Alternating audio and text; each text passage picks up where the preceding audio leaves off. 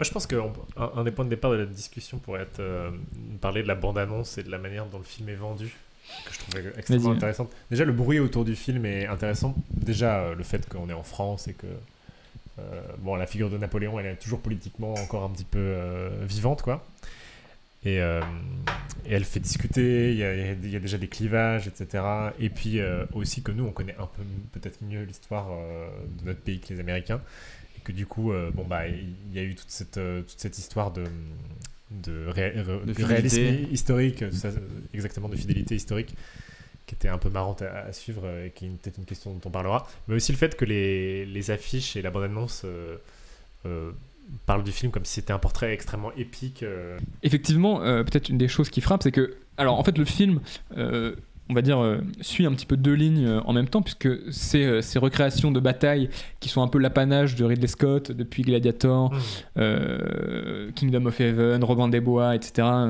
Même le dernier duel, notamment au début du film, existent bel et bien dans le film. Hein. On passe un peu différentes étapes clés, le siège de Toulon, Austerlitz, Waterloo, etc.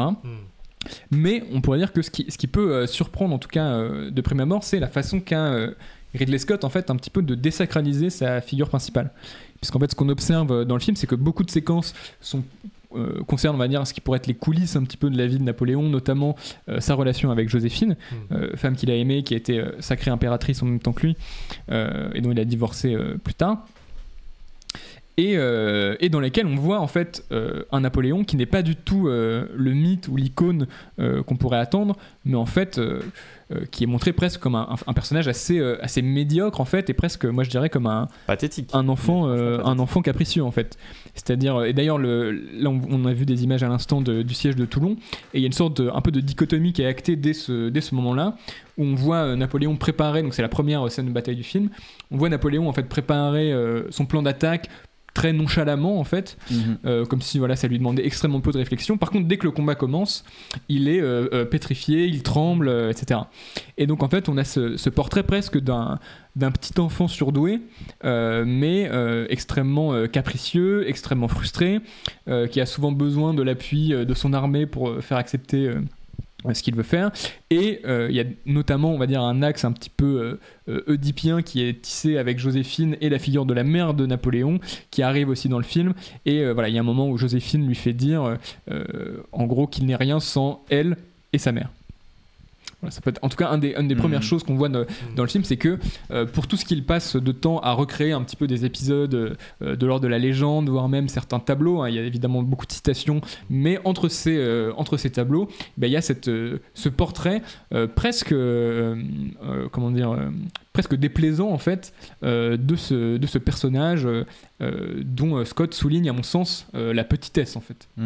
Mais en fait, ce qui est assez intéressant avec le film Napoléon, c'est que Ridley Scott, il s'empare pas du tout presque de l'historicité de Napoléon. Comme tu l'as dit, il déroge à énormément de choses historiques qui se sont passées, il réaménage. Après, c'est évident, quand tu écris un scénario de film, tu vas évidemment pas être parfaitement dans la reconstitution historique, mais il y a beaucoup d'entorses, beaucoup de choses qui tournent autour, qui l'assument. Même, je pense que le fameux plan où il tire un boulet de canon sur une pyramide, ils l'ont mis dans la bande-annonce, sachant que ça allait faire parler. Je veux dire, c'est quand même presque une provocation. Peut-être pour les gens qui n'ont pas suivi, donc effectivement il y a une séquence dans le film où Napoléon, donc c'est la séquence de la conquête d'Égypte, de la campagne d'Égypte, et il tire un coup de boulet de canon sur les pyramides, ce qui est évidemment un épisode qui ne s'est pas produit dans la réalité de l'histoire, mais qui permettait, et là-dessus j'avoue que je rejoins assez Scott, et c'est plutôt une séquence que j'apprécie. Ouais, moi aussi. En fait c'est pour le coup, en fait ce que j'aime c'est que c'est une pure idée de mise en scène en fait, c'est-à-dire comment représenter en deux images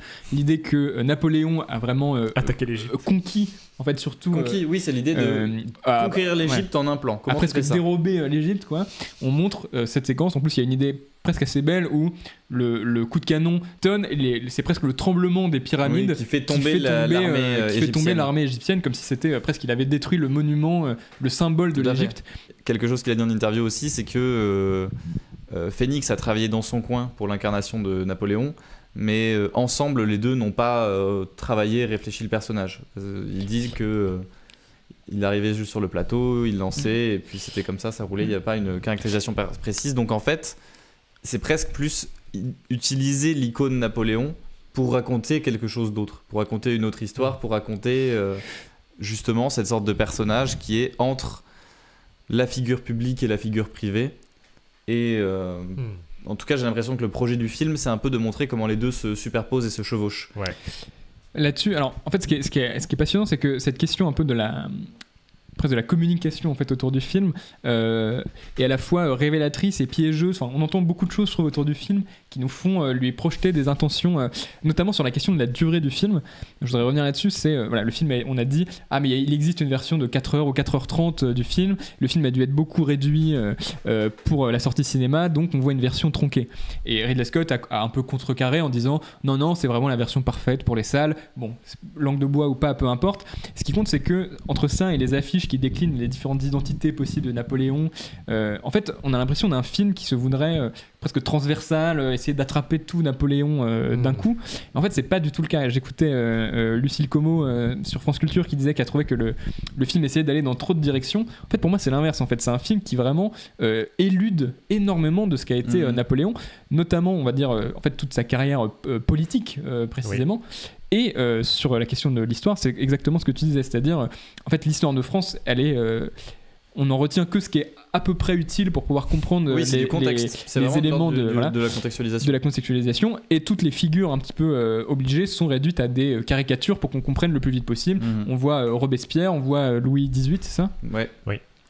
Qui sont traités vraiment de l'ordre de la caricature. Et il y a même une dimension, tu le disais avec la séquence des pyramides, mais presque bouffonne en fait dans le film, quoi. Une sorte d'anti-noblesse de la façon dont se produisent des événements, notamment quand Napoléon est nommé l'un des premiers consuls de France.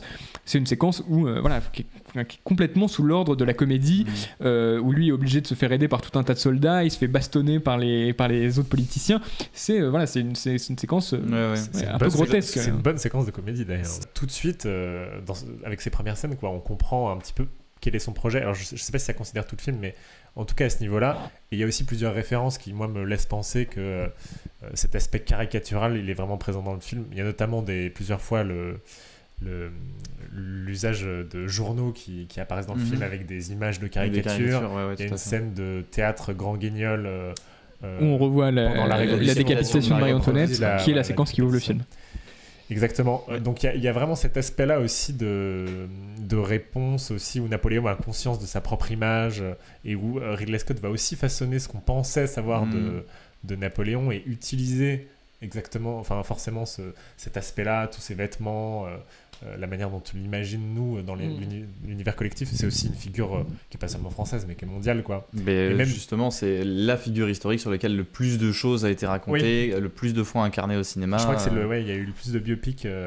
C'est assez. Il y a eu plus de 100 acteurs qui ont incarné Napoléon. Et même Joaquin Phoenix dans son jeu, je trouve qu'il je trouve franchement parfois très drôle, assez génial dans ses propositions qui parfois sont peut-être un petit peu improvisées, de ce qu'il fait avec son bicorne. Parfois il se bouche les oreilles avec son bicorne. Il y a quelque chose qui est parfois de l'ordre du carton. Ouais, du gag. Ce que j'adore, c'est quand il se penche légèrement vers l'avant et qu'il rentre son manteau dans son menton dans son uniforme, comme si justement son corps était trop limité. Il savait pas comment se porter, se tenir dans sa tenue. En fait, ce qui m'avait frappé devant House of Gucci, c'est que j'avais l'impression d'un cinéaste qui n'aimait pas du tout les personnages, le milieu qu'il filme, en fait, qu'il avait vraiment aucune considération pour ces personnages-là. Et en fait, j'ai l'impression qu'il a la même... alors, aversion, ce serait un mot extrêmement fort, mais en tout cas, le même rejet, les mêmes espèces de regards un peu dédaigneux pour Napoléon qu'il avait, par exemple, pour le personnage joué par Lady Gaga dans House of Gucci, qui filmait vraiment... comme un peu une arriviste, il arrêtait pas de filmer son corps de façon très vulgaire, et là il filme Napoléon pareil comme un petit gamin. Il y a plusieurs scènes de sexe qui sont très... qui le mettent pas en valeur, on va dire, et en fait ce qui est curieux, c'est que de toutes les directions en fait que le film aurait pu prendre, malgré toutes les directions que le film aurait pu prendre, on a l'impression d'un film étonnamment dévitalisé en fait, et ça passe évidemment aussi par la photographie du film qui, comme vous le voyez, est très... a des dominantes de couleurs, mais est très désaturée, très plate. On a l'impression comme ça d'un glacis presque qui c'est tombe un peu sur tout le film. la patte de David Wolski quand même. Darius Wolski, le chef-op, qui depuis qu'il travaille avec Ridley Scott a tout le temps la même esthétique, tout le temps il n'explore pas des choses différentes pour chaque film. J'ai l'impression que ça s'extrémise en fait encore plus là dans ces deux derniers films. Gucci, à la limite, je trouvais ça encore parfois un peu élégant, mais là c'est vraiment... fait, il y a l'impression de voir presque une sorte de film en forme de nature morte, moi qui m'a occupé tout du long. Et c'est peut-être le bon moment, peut-être tu veux réagir. Ouais, parce que moi je pense que je suis assez. Je suis d'accord avec vous sur cette première partie, sur le fait qu'on ait relevé cet aspect comique et de décalage. Mais pour moi, en fait, le décalage est aussi dramatique, quoi. C'est-à-dire qu'au bout d'un moment dans le film, j'ai l'impression qu'il y a un point de vue qui se déplace et qui devient de plus en plus un rire jaune, quoi. Enfin, que j'ai l'impression que ce cynisme-là, il est productif. Je trouve pas qu'il est juste là pour faire rire, pour essayer de détourner un petit peu les formes. J'ai l'impression qu'en fait, son projet à Ridley Scott est un petit peu, c'est comme ça que je l'ai lu, de raconter Napoléon de cette manière, quoi. C'est-à-dire, c'est vraiment un petit démiurge, quoi. C'est ce mec qui pensait être César, mais qui ne l'était pas, quoi. Et alors, on peut le raconter comme quelque chose de pathétique, mais pathétique aussi dans le sens mélancolique, quoi. Et je trouve, par exemple, que les 30 dernières minutes du film, ou en tout cas la fin, avec sur la bataille de Waterloo, sur la toute dernière séquence, je t'accorde qu'il y a quelque chose de l'ordre de la mélancolie, mais c'est quand même assez rare dans le film. Moi, je pense que la raison pour laquelle il est raconté quand même avec, je pense, beaucoup de sérieux parfois, l'histoire d'amour de Napoléon envers Joséphine, c'est aussi pour montrer que c'était un humain et que c'était quelqu'un qui aimait vraiment, quoi. Oui, il est désacralisé au sens strict. Exactement, il devient incarné. Il devient humain, quoi. Moi, personnellement, c'est la première fois qu'on me racontait Napoléon, et même c'est peut-être une des premières fois où je voyais un biopic qui désacralisait à ce point un personnage si grand que celui de Napoléon, qui est quand même vraiment une figure, une icône absolue à 100%. Ici, il le montre comme évidemment un personnage parfois ridicule, parfois brutal, étrange, bizarre, rigolo. Souvent. Mais aussi parfois touchant. Ouais, franchement, il y a des scènes où justement, c'est peut-être parce qu'il a cet aspect enfant, peiné, blessé, etc. Mais c'est aussi parce que son amour est sincère et que parfois il fait quand même aussi des efforts, il écrit des lettres, etc. Et qu'il est vraiment touché sur les scènes finales qui concernent Joséphine, son destin, etc. Alors qu'il en est lui-même parfois responsable. Donc évidemment, le film ne rend pas justice à Napoléon et ne va pas dire que tout ce qu'il a fait était légitime, que ce soit dans sa vie personnelle et sa vie publique. Mais il en fait parfois aussi, je trouve, une sorte de victime de l'histoire. Et une victime de cette période très charnière de l'histoire de France et de l'Europe, où les rois tombaient, la religion commençait à perdre son pouvoir, et où il n'y avait plus que des tyrans qui duraient 15 ans, quoi, comme Napoléon, dans l'histoire finalement. Et c'est peut-être pour ça que ce rythme est un petit peu évacue comme ça un petit peu les scènes. C'est parce que c'est l'histoire d'un gars qui se fait balader par l'histoire un petit peu et qui à la fin est esselé, quoi, complètement. Et c'est vraiment les deux dernières séquences et leur couleur mélancolique qui me fait dire que... Une séquence un peu Irishman presque. Oui, c'est ça, exactement, de Napoléon qui regarde un petit peu dans le miroir et qui se rend compte de tout ce qu'il a fait et à quel point c'était finalement si peu important. Parce que ça a été une conquête, mais ça a été une conquête éclair et ensuite ils ont battu en retraite, quoi. Donc je trouve qu'il y a quand même... il parle peu d'histoire, Ridley Scott, et il parle peu du contexte, etc.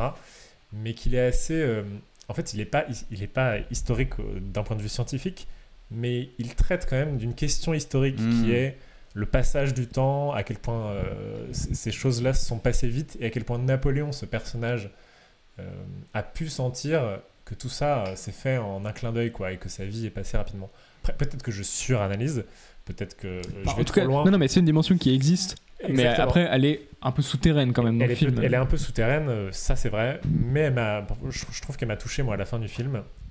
Et je dis pas que le film, je trouve, a beaucoup de défauts et son rythme est parfois un petit peu, ce rythme un petit peu évasif est parfois un petit peu fatigant et fait qu'on n'a pas le temps de se poser complètement dans les scènes. Mais je trouve que cette histoire est racontée quand même, quoi. Et que ce point de vue qu'a choisi Ridley Scott, il est finalement assez intéressant et juste.